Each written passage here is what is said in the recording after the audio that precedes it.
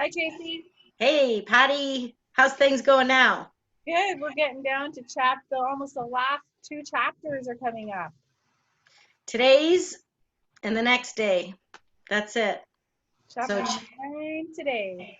well, we ended off with a lot of thoughts about choices and feeling disappointed, and there was a few thoughts there expressed at the end of the last chapter. So, interesting enough, this chapter is called A Second Chance. Oh. Yeah. So let's see where this goes. Because we all make mistakes, right? Maybe he's learnt his lesson and he's going to just be himself. Yeah. Yeah. I hope so. Let's see what happens. By the next day, Happy had a lot of time to think about things. What he needed was a second chance. He hoped he'd get it. He was glad to see Diane stop in front of his stall that morning. She held a lead rope in one hand. "I know you got a good run yesterday, Happy," she said, "but I bet you'd like to get out of your stall again today." Happy rushed towards the door. If Andrea wanted to ride him again, he'd be much better. He knew he could be. But Happy's spirits changed when he realized Diane was only taking him out to the field. He wasn't so sure he wanted to go into the pasture again. That's where all the trouble had started. Happy dragged his hooves as he walked through the gate, stirring up a cloud of dust. When he looked around the field, he saw the exact same horses who'd been there the first time. Happy couldn't believe it. There was a whole barn full of horses, and he was turned out with Big Ben, Goldie, Cobalt, and the young horse's friends again. Happy didn't feel like running today. He didn't really feel like eating grass either. He had decided he would stand by himself in a corner of the field. When he noticed that Cobalt was walking up to him, the dark horses were right behind him, trailing along. "Hey there, Happy," Cobalt said, swishing his tail. "Hey, Cobalt," Happy replied cautiously. "So you showed Andrea and Diane that they have to respect you," Cobalt said. "Nice work. I don't think you'll have to worry about being worked too hard now." Happy didn't know what to say. He felt like he still had plenty of worry to worry about. "I was used all the time for riding lessons when I first got here," Cobalt continued, "but now I only have to do 1 or 2 classes a week. Only the best riders can stay on me." Happy nodded. It sounded like Cobalt didn't like to be ridden very much. That was fine for Cobalt, but Happy actually did like being ridden. He didn't want to work all the time, but the more he thought about it, he liked the idea of having lots of kids ride him. He wanted to show Andrea, and Diane especially, that he could be a good school pony. "I'm glad things worked out for you, Cobalt," Happy said. He realized then that Cobalt hadn't tried to give Happy bad advice. Cobalt just wanted different things than Happy did.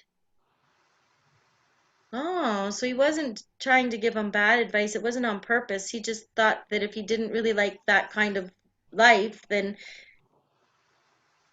he'd be more like Cobalt. Yeah, But he's and not only like be rode Cobalt. and only be rode a few times instead of a lot. Right. So it depends on what you want, and everybody's different. Some might like to be ridden a lot, and some maybe don't want to be ridden. They want to hang out in the pasture and play. Yeah.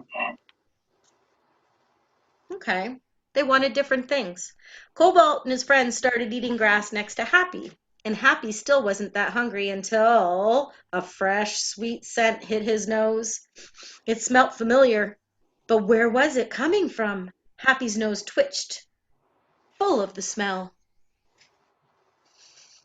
I wonder what he's smelling. What do you think he loved? What do you remember that he loved in his old place where he lived? Crab apples and clover. "Is there clover around here?" Happy searched the field. Cobalt lifted his head. "Oh, sure," Cobalt replied. "It's over there where Big Ben and Goldie are standing. They're always grazing there." Happy was so excited. Clover?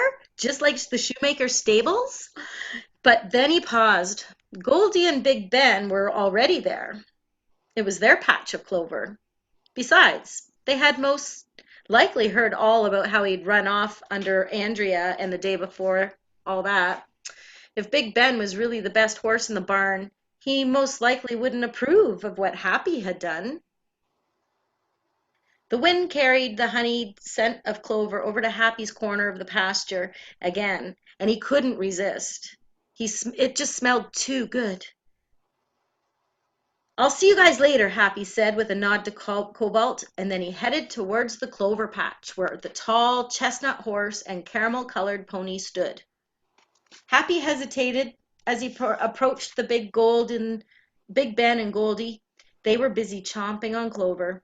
Happy's mouth began to water. How could he, the new pony, just come up and start eating next to those two well-respected horses? Do you think he should just go? I think so. Well, he took another step. He's getting closer. See him way back in the back there? Yeah.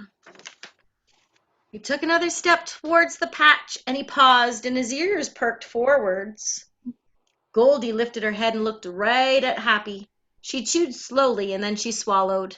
"Well, Big Ben," Goldie said, nudging the horse next to her, "look who's finally come over to talk to us." Big Ben raised his head too. When he had stopped chewing, he said, "Indeed, we have company. Welcome, Happy-Go-Lucky." How did they know his full name? And his full name at that? Happy was suddenly even more anxious than before. "I should just turn around and forget about the clover," he thought, and he took a step back. Then Goldie turned towards Happy. "We knew you'd come over sooner or later," she said, and her voice seemed kind and even. "Your mother, Gracie, had a sweet tooth for clover, too." Sounds like they knew their mom. His mom. Interesting. So he was really, really worried about joining some new friends. I think that happens in the preschool too, where some friends they're just worried about going and meeting other new people and talking to them. But sometimes you just have to be the first person to go on over and introduce yourself because some Yeah. people are just some people are just that way that they might be worried that you don't want to meet them. Yeah, or they're just waiting for you to say hi. Yeah. Hmm.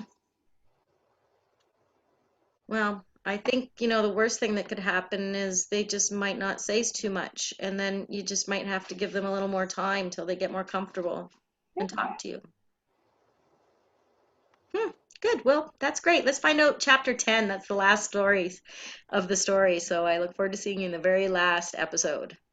And then we'll get to find out how they knew his mom. I wonder.